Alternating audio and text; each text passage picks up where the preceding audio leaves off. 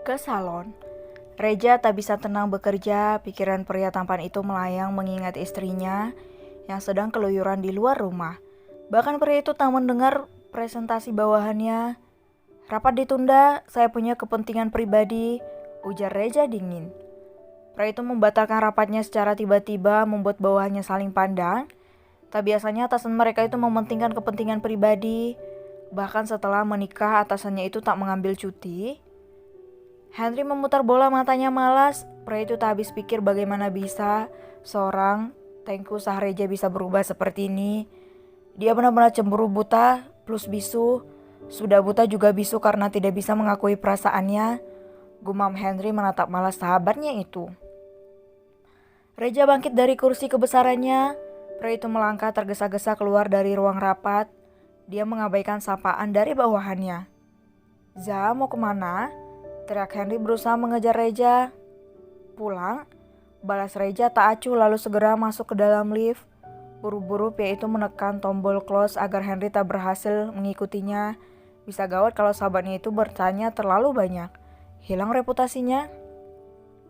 "Aku tidak cemburu, tapi aku hanya ingin memberikan pelajaran pada istri yang pergi tanpa izin," gumam Reja berusaha menepis perasaannya. Pria itu menuju lobi perusahaannya lalu masuk ke dalam mobilnya. Apa dia selingkuh di luar sana?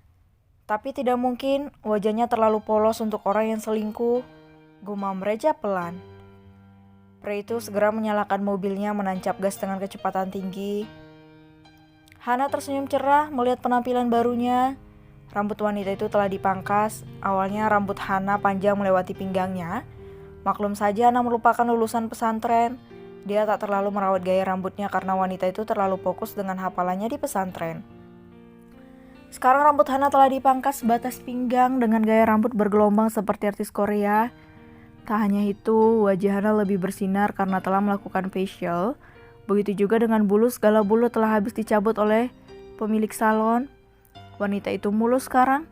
Wajahnya terlihat semakin manis dengan belah dagunya dan lesung pipi. "Gimana, kamu suka?" tanya Sonya pada Hana yang sedang menatap pantulan dirinya di depan cermin. "Aku gak percaya kalau ini aku, Son. Selama ini aku kemana saja? Kenapa gak tahu kalau aku bisa tampil cantik seperti ini?" Hana meraba wajahnya yang terlihat semakin glowing. Bulu mata Hana lentik dan alisnya tebal, jadi dia tidak perlu menyulamnya. Terlebih lagi Hana juga tak ingin karena haram hukumnya. Bahkan dalam hadis Rasulullah bersabda bahwa Allah melaknat orang yang mentato dan yang ditato. Begitu juga dengan orang yang mengikir giginya dan hukum menyulam alis itu termasuk tato. "Cak, mana tahu kamu, makanya jangan terlalu fokus dengan hafalan. Sesekali kamu juga harus merawat diri kamu agar suami semakin lengket. Aku jamin setelah ini suami kamu bakal seperti perangko. Kemanapun kamu pergi dia pasti ada," celutuk Sonya membuat Hana tersenyum malu. Itulah yang diharapkan selama ini. Dia ingin diperhatikan oleh Reja karena jujur saja selama mereka menikah suaminya itu hanya menatap Hana tak lebih dari 5 detik. Mungkin itulah sebabnya Reja tak menyadari kecantikan yang Hana miliki. Tatapan suaminya itu selalu dingin dan datar. Hana menginginkan sesuatu yang lain, yaitu sorot mata memuja dan mendambakan. "Benarkah?" tanya Hana tak percaya. "Iya benar, aku aja yang cewek gak bisa pangling lihat kamu. Kalau aja aku cowok udah aku nikahin kamu, Han. Udah cantik, soleha, lembut lagi," ujar Sonya membuat Hana bergidik ngeri. "Kamu gak belok kan?" "Ya enggak lah, aku masih suka sama terong," ketus Sonya membuat Hana tertawa. "Oh iya, BTW, semua baju yang kita beli tadi kamu harus pakai di rumah. Terus kalau malam pakai lingerie yang aku pilih tadi. Dijamin tiap malam bakal jadi gempa lokal. Dan Hana Imut akan segera hadir." Goda Sonya membuat Hana salah tingkah. "Apaan sih?" "Hah? Ayo kita pulang sekarang. Hari udah mau sore," ajak Sonya membuat Hana langsung bersiap-siap memakai hijabnya kembali. "Cek like. Assalamualaikum. Dari mana kamu?" Hana turun dari mobil Rudy. Wanita itu berterima kasih pada Sonya dan Rudy karena telah menemani dan membelanjakan dirinya banyak pakaian bagus serta sudah membayar biaya salon Hana. Santai Han, suamiku ini kagak pelit. Kalau dia pelit sudah aku tinggalin dari dulu. Balas Sonya yang berada di dalam mobil membuat Hana terkekeh geli. Mobil Rudy pun meninggalkan pekarangan rumah Hana. Wanita itu segera melangkah masuk ke dalam rumahnya. Ceklek. Assalamualaikum, ujar Hana lembut. Dari mana saja kamu? Tanya Reja tiba-tiba berada di samping Hana. Pria itu baru saja mengintip dari gorden jendela dengan siapa Hana pulang, persis seperti ibu-ibu yang mengintip anak tetangga pulang bersama si doi. Astagfirullah mas, orang beri salam kok kamu gak jawab.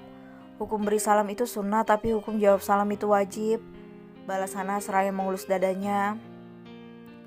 Wanita itu terkejut melihat Reja yang berdiri di samping pintu masuk.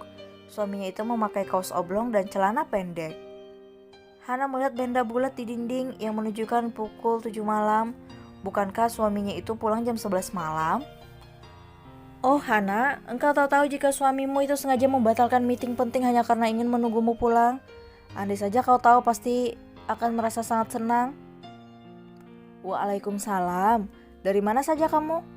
Keluar dari rumah tanpa izin dariku.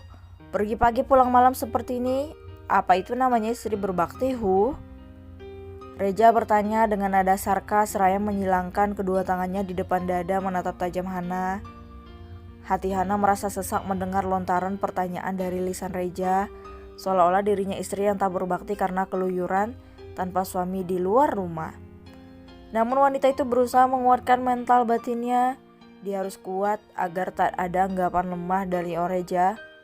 Hana mendongak menatap datar wajah tampan suaminya itu. Bukannya aku gak butuh izinmu mas. Kamu pernah bilang kalau aku mau pergi kemanapun dan kapanpun, bahkan dengan siapa aku pergi, tak perlu meminta izin darimu. Karena kamu sedang sibuk jadi tidak punya waktu untuk sekedar membalas pesan WhatsAppku. Tak kalah sarkas menatap datar Reja. Itulah alasan mengapa Hana berani keluar tanpa meminta izin dari Reja. Dek, Reja termangu mendengar jawaban Hana. Pria itu teringat kejadian beberapa bulan lalu atau lebih tepatnya setelah dia menikah dengan Hana. Istrinya itu selalu meminta izinnya bila keluar dari rumah. Bahkan hanya keluar depan gerbang rumah untuk membeli sayur, Hana meminta izinnya. Jika Reja tak membalas pesannya, maka nanti saat pria itu sampai di rumah, Hana akan menceritakan kemana saja dia pergi dan meminta maaf pada Reja. Besok-besok kalau mau keluar rumah jangan meminta izin dariku lagi. Keluar dan pergi kemana yang kamu suka. Aku ini orang sibuk jadi gak bisa balas pesan yang gak penting. Kamu paham Hana? Begitulah kata-kata kejam Reja yang masih terekam jelas di kepala Hana. Perasaan Hana kala itu terasa sangat sakit. Dadanya sesak seolah ia berada di tempat sempit tanpa udara. Kamu kan orang sibuk mas, jadi percuma aku kirimin kamu pesan, karena pesan dariku itu tidak penting, balas Hana tersenyum paksa. Wanita itu kemudian melangkahkan kakinya melewati Reja yang terdiam 1000 bahasa. Hana masuk ke dalam kamarnya, sekuat apapun ia tahan air matanya, tetap saja akan tumpah bila dia seorang diri. Hana tak bisa membohongi dirinya sendiri. Aku gak salah mas, kamu yang salah karena secara tidak sadar kamu mengizinkan istri kamu keluar dari rumah ini, gumam Hana dengan bibir bergetar. Hana membuka hijabnya, wanita itu berdiri di depan cermin menatap wajahnya. Gak boleh cengeng Hana, kamu harus kuat agar bisa membuat suamimu itu menjilat ludahnya sendiri. Hana segera menghapus air matanya. Setelahnya Hana membuka pakaiannya karena ingin membersihkan tubuhnya yang terasa lengket. Pintu kamar terbuka membuat Hana membeku. Begitu juga dengan Reja yang mematung berdiri di depan pintu, melihat tubuh Hana yang hanya berbalut pakaian dalam. Seksi, gumam Reja tanpa sadar seraya menelan ludahnya kasar.